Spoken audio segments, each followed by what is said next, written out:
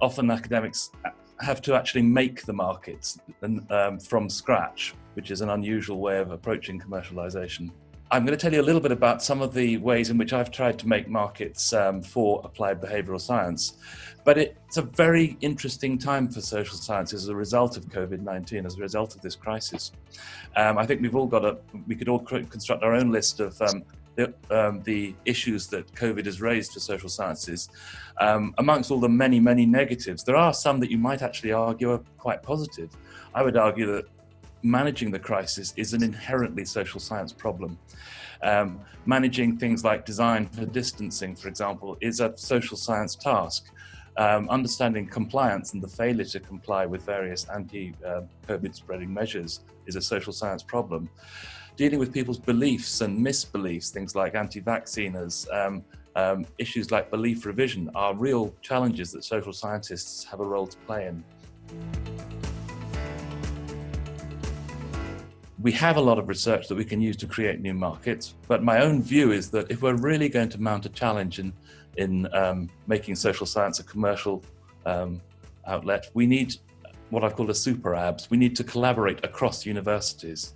Commercialization is always a team of people doing it. If you're going to have a viable, substantial commercialization of any concept of product or service, and that team has to have a varied number of people with different skills, different talents, different knowledge bases that come together to make a team that moves the things, as this picture shows, across that chasm of death, if you will, because it takes all of those people to provide the talents and the capabilities of getting across it. I think we often think about the lone genius, and the light bulb moment and off you go. Whereas in fact, as you're right to point out, we're actually often looking at a much more integrated team approach, both at the innovation stage and at the deployment stage.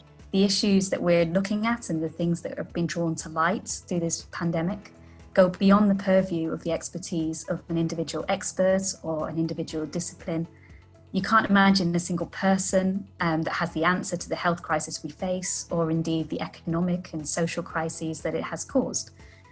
And I think from my perspective, if there's a tool that we learn from this crisis, it has to be that complex global challenges require interdisciplinary approaches and open collaboration between people of different expertise and different experiences in life. And I think in order to sort of reposition ourselves, to improve our economy, to drive better standards of living, we've had two governments in a row now, led by Theresa May and Boris Johnson, that haven't agreed on very much, but have agreed on one thing. And I'd say that's rebalancing the UK economy towards more research-intensive activities. And to that end, the government has increased investment very significantly. It's announced that it wants to invest 22 billion in research by 2024-2025, and it set a target for research spending to reach 2.4% of GDP by 2027.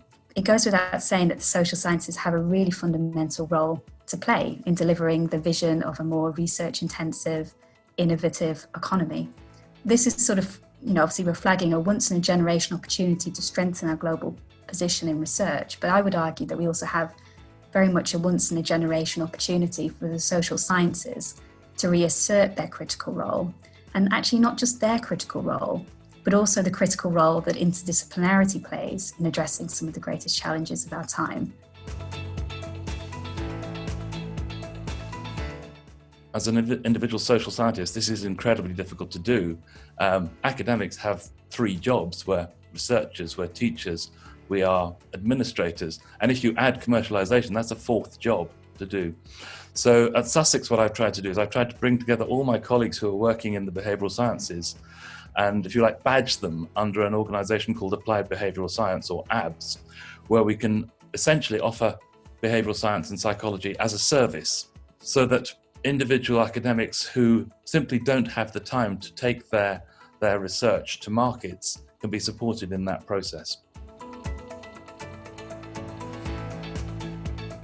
Think of a different model. So the STEM, we're very used to thinking of, well, it's produced in the lab, you get a patent on it for 14 years for design, 20 years otherwise, and that actually gives the luxury of time to the researchers because they have that legally protected monopoly to go and exploit that idea. Social science research, most of the outputs are very difficult to patent. You know, copyright is easy to get around. About how do you get the intellectual property of social sciences and do something with it? And the main thing is what you said. Many times it is speed of getting it out there because you can't protect it in such a way that you could take your time in doing it, which sometimes people can do with a patent.